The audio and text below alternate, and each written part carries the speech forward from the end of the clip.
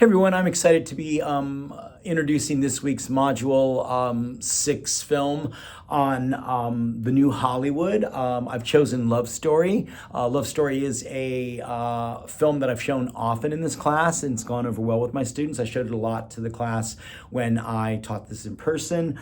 This is the first time since I've taught this online that I'm sharing it.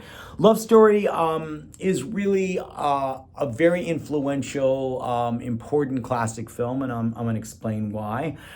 It does tie in with what we're talking about very well. We're talking about the new Hollywood. This is the time period post 1968 when the rating systems comes along to give an indicator of what films are about. Because of the rating system, we still use it. We don't have to use the old Hollywood code. We know if a movie's got a lot of sexuality, nudity, because it's rated R. We know a film is got a little bit of both if it's rated PG-13. It's got slightly that element in PG. If it's rated G, and there's not too many G-rated movies now, it doesn't have anything that anyone would find offensive. So this rating system allows a great freedom for filmmakers to have their own visions, tell their own stories. At this time in the late 60s, early 70s, we have films that can explore sensuality, foul language, as we'll hear in this film, violence depicted more realistically, as we see in The Godfather. This is a brand new time where filmmakers really could be free to explore things. And that's why the late 60s, 70s is called the Renaissance in Hollywood. There was a lot of great films made at this time. The Godfather, Chinatown, Dog Day Afternoon, Bonnie and Clyde, Cabaret. Love Story is interesting because it's kind of a hybrid of both, and I'll explain why. So let's talk about Love Story. Love Story was written by a classics professor at Harvard. His name's Eric Siegel, and he was, again, a classics professor at Harvard. Siegel, a friend made a bet that I don't know if you could really write a great classics tragedy yourself. And he goes, I'm going to take you on this bet. So what he does is he writes a contemporary kind of Greek tragedy. In Love Story, as we would see in Greek tragedies, we're told at the beginning of the film, this is a tragedy. The one character is going to die, and we're going to find out as we watch the film why they're going to die, why the lovers are going to part. So that's kind of what gave Siegel the inspiration to write this story.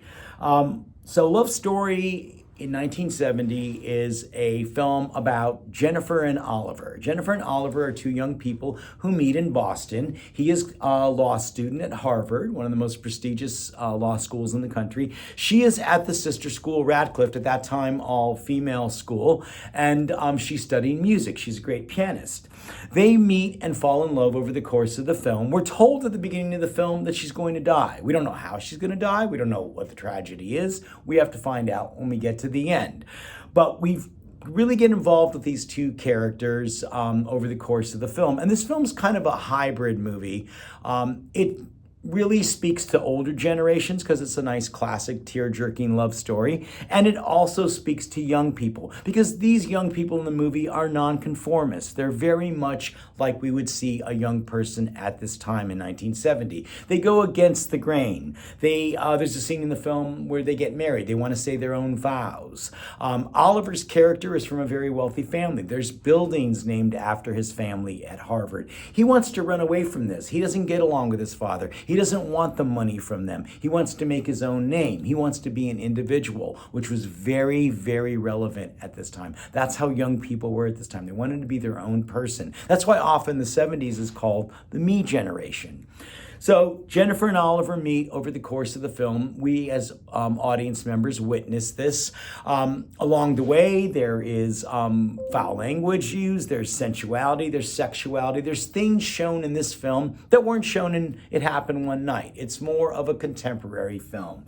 What really works in this film is it cast Ali MacGraw and Ryan O'Neal as the lovers. They're really terrific together. Director Arthur Hiller actually gave them time to rehearse, which is a luxury in film. That does not happen. That happens on stage. That does not happen on film. They had weeks to get to know each other, get to meet each other, really develop this relationship. They're terrific in the film. Their chemistry is really good. It's dynamic. Another thing that's really strong in the film is we care about the characters. We're going to be sad when the tragic ending happens. because we care about them. We follow along with them. So I want you to be looking at that when you're watching the film. Looking, do you believe these two? Do you believe, did this rehearsal work? Did it not work for you? Did it work? Think about that. This was the #1 box office hit of 1970. It made worldwide $174 million. If you adjust that to today's inflation, that is over $1.477 billion. This movie would be considered a phenomenon now, over $1 billion made. It was a huge hit for many reasons. Again, it's a great date movie. It mixes things that older generations and younger generations wanted to see at the time. So that's important. And it just was something that took off. It was like one of those, hits like years ago Titanic was.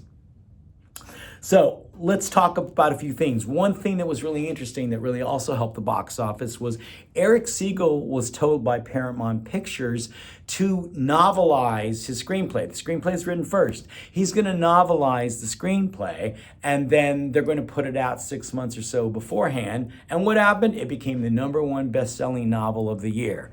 People, again, they read the book. This book was in everyone's hands. They read it. They could not wait to see it when it was released at the holiday season in 1970. And again, it took off. So keep that in mind. Look at an author using Greek tragedy conventions to tell a sad story. Two really contemporary lovers that are cast well, have charisma, and a really beautiful love story.